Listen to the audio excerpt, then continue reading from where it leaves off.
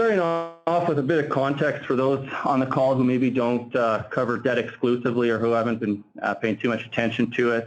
2016 has obviously been a pretty interesting or volatile year for the credit market.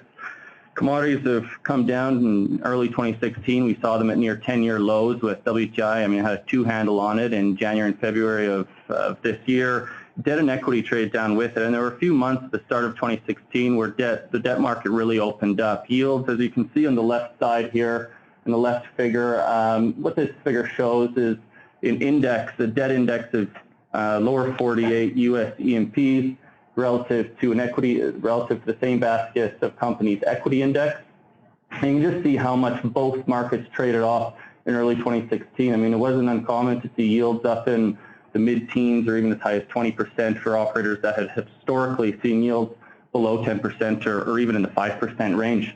On the right-hand side here, we show the same basket of equity and debt as in the left-hand chart for the broader US E&P market, but we show it relative to the distressed market or these 13 companies captured in this report here. And you can see for the distressed or more marginal names, I mean, they dropped even quite a bit significantly more than the broader US E&P market, and it wasn't uncommon within the more marginal basket to see yields as high as 30 or 40% earlier this year. Since then, of course, commodities have rebounded quite a bit. You know, they've added 15 or so dollars anyways to WTI, and we've seen debt and equity come back as well. As a result, a lot of, you know, our credit investors we find are moving from what were decent names backed by decent assets to more marginal names in the hunt for yield.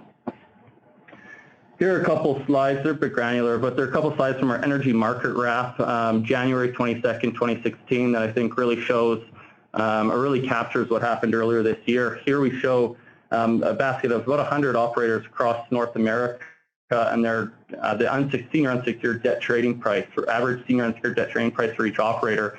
The red line denotes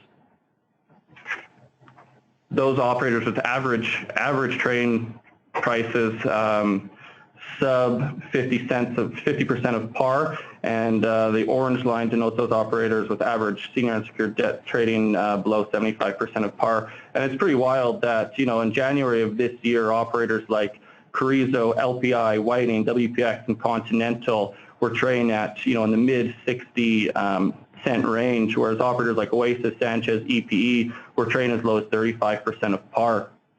Shown another way, here we show yield, and again you can see that, I mean, it's not uncommon, and it wasn't uncommon for yields in excess of 20%, with some operators that today we actually would see as reasonably quality operators. Oasis, BBG, Sanchez, all yielding over 20%.